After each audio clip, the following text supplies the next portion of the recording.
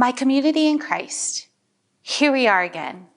It's Lent, the 40 days and 40 nights where we are once again invited to look deeply inward and to be steadfast in prayer, fast with intention and purpose, and give alms, whether in time, goods, or acts of charity, and work towards justice.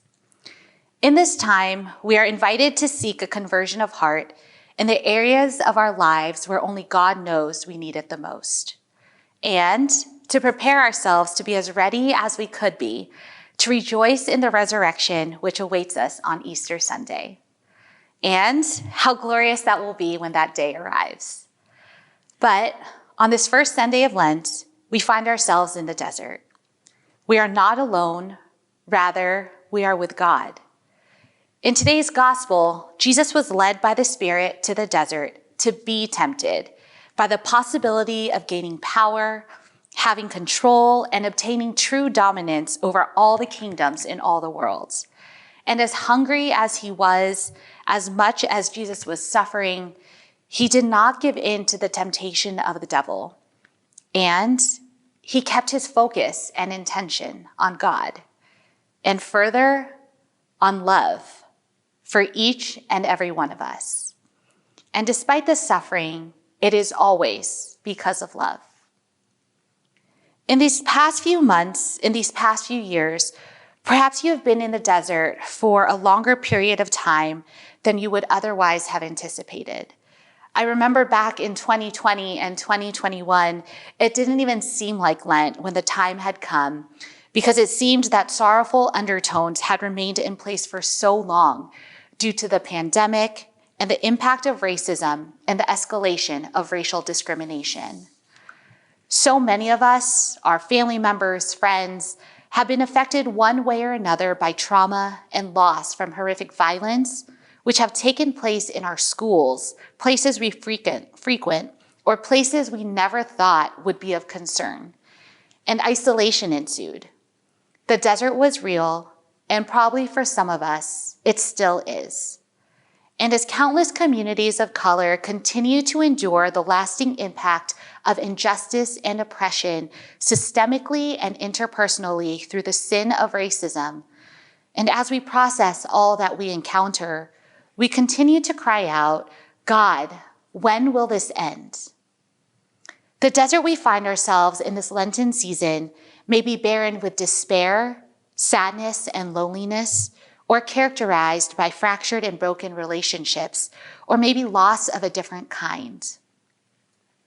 Still, this desert we journey to on this first Sunday of Lent serves as a reminder of true suffering, where we are led to no other place than to turn to God in hope and cling on to whatever mustard seed of faith we have left.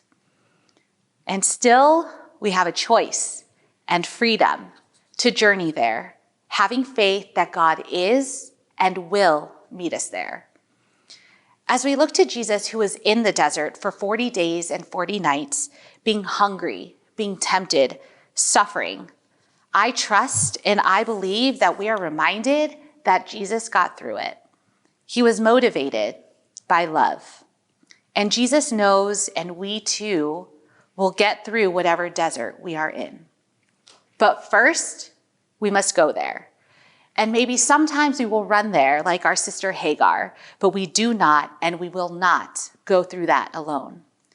I love learning about Hagar because even in her darkest moment, she was met by an angel who reminded her of a future that awaited her when she couldn't find hope beyond her past.